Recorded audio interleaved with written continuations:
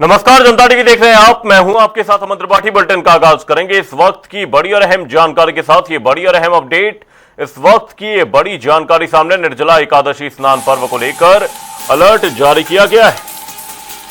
स्नान पर्व के लिए विशेष ट्रैफिक प्लान लागू किया गया है। श्रद्धालुओं की सुविधा के लिए व्यापक इंतजाम किए गए हैं। वहीं भीड़ को देखते हुए कई मार्गों पर डायवर्जन रहेगा। प्रमुख चौराहों पर अतिरिक्त पुलिस बल की तैनाती रहेगी। ये बड़ी और अहम जानकारी, बड़ी खबर आपको बता रहे हैं।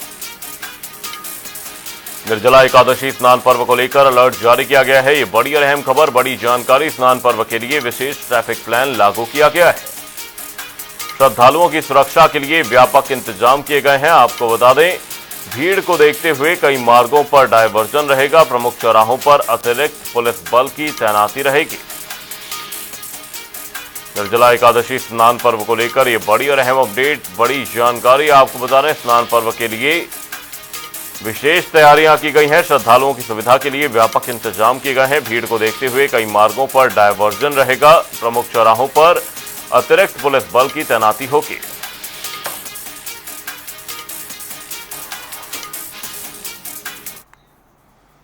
उत्तराखंड के कॉर्बेट टाइगर रिजर्व में मानसून सीजन के दौरान ऑपरेशन मानसून शुरू कर दिया गया है। पर्यटकों के लिए पार्क बंद रहने के बावजूद वन विभाग की टीमें लगातार निगरानी और गश्त करेंगे। अभियान का उद्देश्य खराब मौसम और सीमित संपर्क व्यवस्था का फायदा उठाकर होने वाली अवैध शिकार गतिविधियों को रोकना है।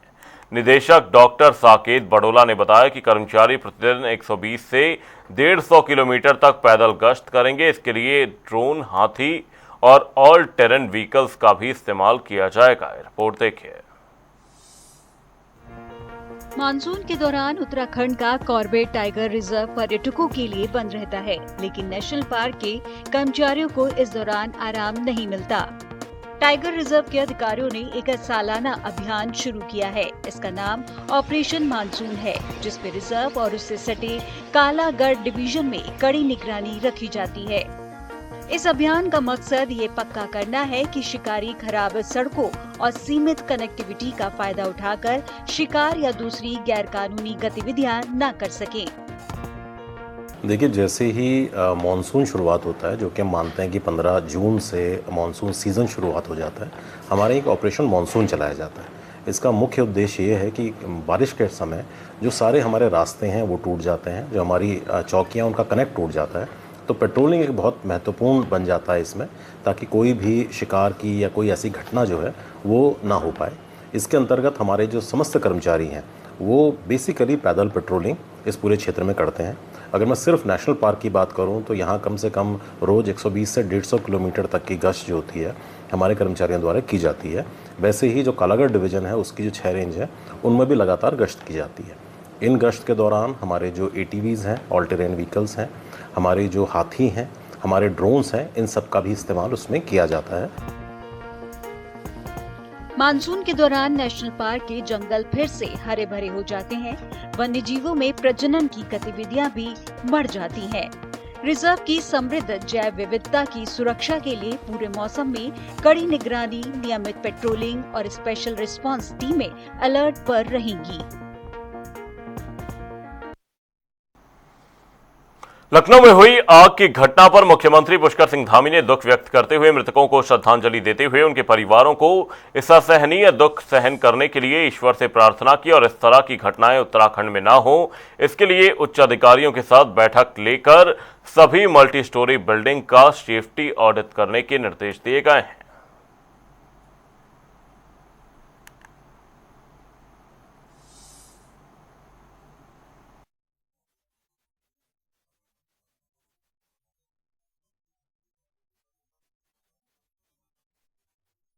नगर पालिका और एसडीएम कार्यालय के आधिकारिक ईमेल पर उत्तराखंड के पुलिस थानों समेत कई प्रमुख स्थलों को बम से उड़ाने की धमकी मिली है।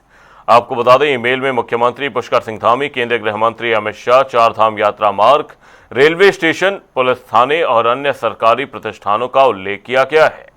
सूचना मिलते ही पुलिस, खुफिया एजेंसियां और साइबर सेल जांच में जुट गई हैं।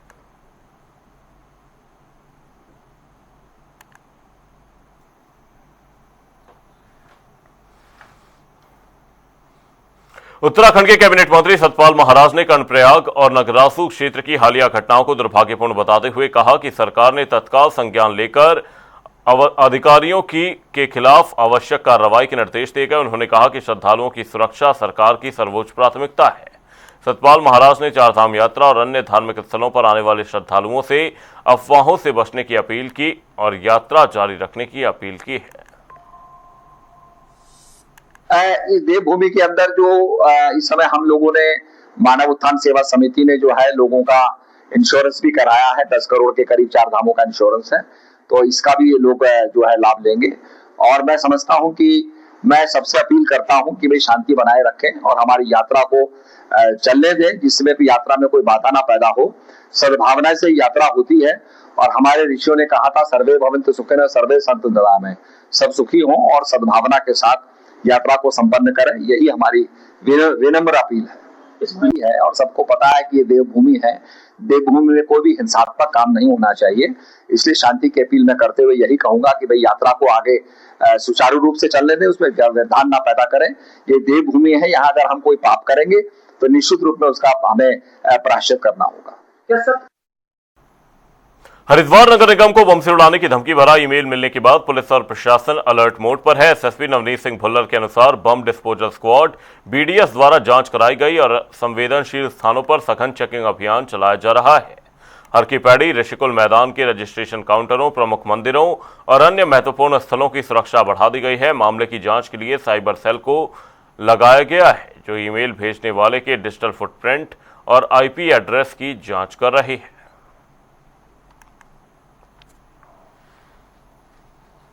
ये कल एक मेल प्राप्त हुआ था जिसमें कि हरिद्वार नगर निगम को बम से उड़ाने की धमकी और इसके अलावा और भी तथ्य अंकित हैं।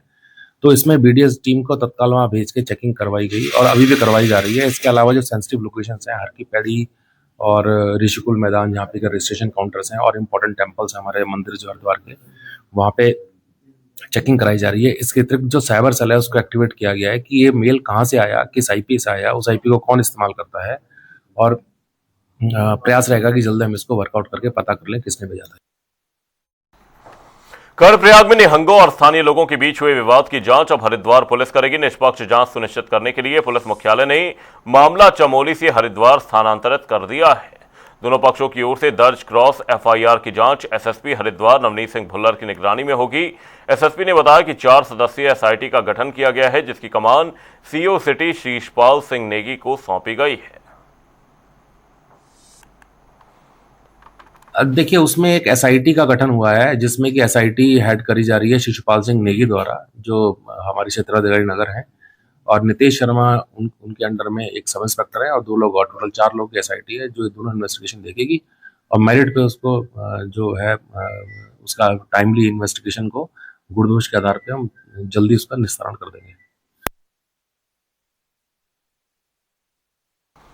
कांग्रेस महानगर अध्यक्ष डॉक्टर जसविंदर सिंह गोगी ने नीट परीक्षा में कथित धांधली और अनियमितताओं को लेकर सरकार पर निशाना साधा। प्रेस वार्ता में उन्होंने कहा कि सरकार युवाओं के भविष्य के साथ खिलवाड़ कर रही है।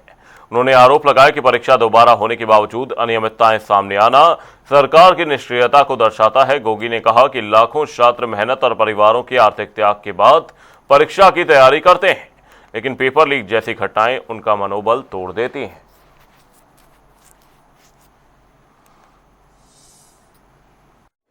देखिए, ये दुर्भाग्य है कि जो प्रश्न हमारे साथी पूछते हैं कि परीक्षा पेपर लीक हुआ है, तो जिस संस्थान में हुआ है, जिस सरकार से हुआ है, ये प्रश्न उनको पूछना चाहिए जो पेपर लीक हुआ है कि इसमें आप कैसे इनको रोकेंगे। जो पेपर लीक का जो नेटवर्क है नकल माफियों का, इसको कैसे तोड़ेंगे। अभी हाल में ये जो हाकिम सिंह वाला जो किस्सा आपने अभी जो पेपर लीक में जिनका नाम आया, उसके बाद वो रिहा हो चुका है। सरकार की कमजोर पेपर लीक की बात हम लोग कर रहे हैं यहाँ पे। तो एक पेपर लीक जब होता है तो सिर्फ परीक्षा लीक नहीं होती, इसमें करोड़ों लोगों के सपने टूटते हैं, पूरे परिवार के सपने टूटते हैं। और जो नकल माफिया और भ्रष्टाचार के कारण जो ईमानदारी से परीक्षा बच्चा कर रहा होता है, सबसे ज्यादा पीड़ा उसको होती है। इन तमाम बिंदुओं को लेकर हमारी प्रेस वार्ता है और हम चाहते हैं इसमें धर्मेंद्र प्रधान का इस्तीफा होना चाहिए। इसी जो हमारे पूरे देश में अखिल भारतीय कांग्रेस कमेटी का कार्यक्रम छात्रों की गूंज को लेकर पूरे जिलों में, पूरे देश में कार्यक्रम चल रहा है। इसी कार्यक्रम को लेकर हम 26 तारीख को राष्ट्रपति जी को ज्ञापन भी पेश। हरिद्वार में स्कूली बच्चों को पढ़ाई से जोड़ने के लिए प्रशासन ने मिशन ज्ञान गंगा की शुरुआत की। इसके तहत पाठ्यक्रम आधारित रोचक रील्स और शॉर्ट वीडियो तैयार कर छात्रों तक पहुंचाए जा रहे हैं। रुड़की स्थित जिला शिक्षा और प्रशिक्षण संस्थान के शैक्षिक कक्षा 3 से 12वीं तक के विद्यार्थियों के लिए ये कंटेंट बना रहे हैं। अधिकारियों का कहना है कि इससे बच्चों के समय का उपयोग होगा और मुश्किल विषयों को समझना आसान होगा। हाँ, ये हरिद्वार में एक अभिनव प्रयोग किया गया है। हमारा जिला शिक्षा प्रशिक्षण संस्थान रुड़की है, डाइट, इसके माध्यम से हमने मिशन ज्ञान गंगा चलाया है। मिशन ज्ञान गंगा का कॉन्सेप्ट ये है कि जो कठिन विषय हैं और एग्जाम की दृष्टि से जो टॉपिक इम्पोर्टेंट है उस पर छोटी छोटी रील बनाई जाती है और छोटे छोटे शॉर्ट वीडियो बनाए जाते हैं। ये वीडियो उन्हीं के अध्यापकों द्वारा जो निर्धारित कोर्स है हमारे यहाँ का उस पर बनाए जाते हैं। इससे बच्चों को बहुत आसानी होती है और उनको एग्ज़ाम में मदद मिलती है, क्योंकि यहीं के टीचर इसको बना रहे हैं, कोर्स भी यहीं का है, जो डाउट है वो भी क्लियरेंस एक तरह से उनका हो रहा है, तो इसको ज़्यादा लोकप्रियता मिल रही है। बुलेटिन में फिलहाल के लिए सिर्फ इतना ही। रुकेंगे एक छोटे से ब्रेक के लिए। देखते रहिए जनता टीवी।